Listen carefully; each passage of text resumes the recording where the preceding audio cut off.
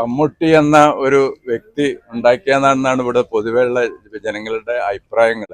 അപ്പൊ അതുപോലെ തന്നെ അത് വളരെയധികം 2-3 പ്രാവശ്യമായിട്ട് ഇതിന്റെ പ്രവർത്തനം മുന്നോട്ട് കൊണ്ടുപോവുകയും അത് ഇവിടുത്തെ ജനങ്ങൾക്കൊക്കെ ഈ നാട്ടിലെ എല്ലാവർക്കും അത് ഏറ്റവും ഉപകാരപ്രദമായ ഒരു കുളമായി മാറിയിട്ടുണ്ട്.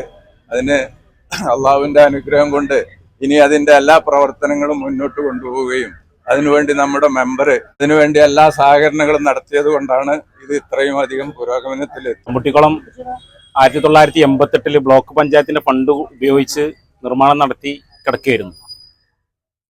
ഇവിടുത്തെ പടവുകൾ പൊളിഞ്ഞ് അതുപോലെ തന്നെ ചുമരുകളും മതിലുകളൊക്കെ ഇടിഞ്ഞു ചാടുന്ന അവസ്ഥയിലാണ്.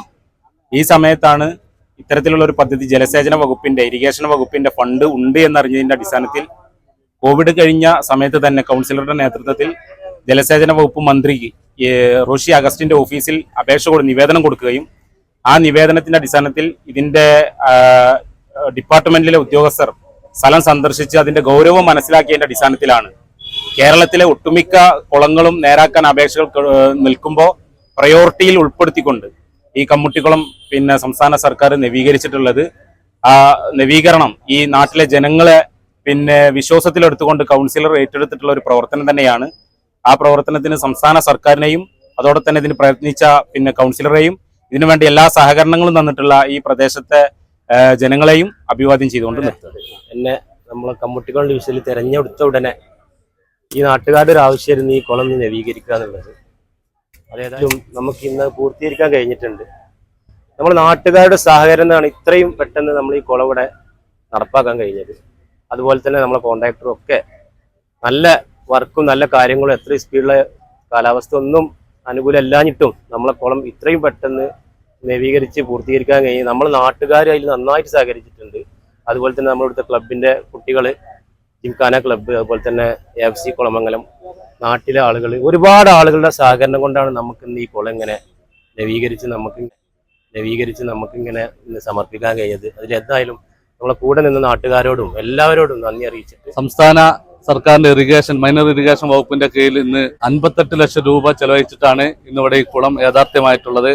നമുക്കറിയാം, ഒരു കുളം യാഥാർത്ഥ്യമാകണമെങ്കിൽ ഫണ്ട് അനുവദിച്ചാൽ മാത്രം പോരാ, നിരവധി തവണ നിരവധി ഓഫീസുകൾ കയറി ഇറങ്ങേണ്ടി വരും.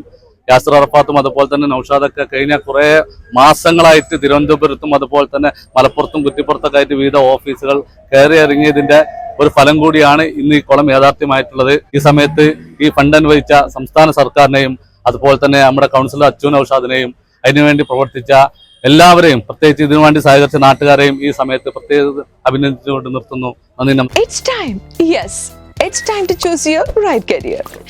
കരിയറിൽ ഏറ്റവും എളുപ്പത്തിൽ ജോലി നേടാവുന്നതും കുറഞ്ഞ ചെലവിൽ പഠിക്കാവുന്നതുമായ ഒരു കോഴ്സാണോ നിങ്ങൾ അന്വേഷിക്കുന്നത്? ഇതാ നിങ്ങൾക്ക് മുൻപിൽ ഒരുപാട് ഓപ്ഷൻസ് ആണ് എംപയർ കോളേജ് ഓഫ് സയൻസ് ഒരുക്കിയിട്ടുള്ളത്. മാനേജ്മെന്റ് കോഴ്സുകൾ, പാരാമെഡിക്കൽ കോഴ്സുകൾ, ഡിപ്ലോമ, പ്രൊഫഷണൽ ഡിപ്ലോമ കോഴ്സുകൾ, കൂടാതെ ഏറ്റവും ട്രെൻഡിംഗ് ആയിട്ടുള്ള artificial intelligence and data science, cyber security and cloud computing പോലെയുള്ള ടെക്നിക്കൽ കോഴ്സുകൾ അടക്കം നൽകുന്ന ഏറ്റവും നല്ല ക്യാമ്പസ് സൗകര്യങ്ങളുള്ള എംപയർ കോളേജ് തന്നെ ബെസ്റ്റ് ഓപ്ഷൻ. പ്ലേസ്മെന്റിന്റെ കാര്യത്തിലോ ഒരു ടെൻഷനും വേണ്ട. പഠിക്കുന്നത് എംപയർ കോളേജിലാണെങ്കിൽ ജോലി വെറും സ്വപ്നമാകില്ല. Empire College of Science, Moodal, Kuttippuram, Malappuram.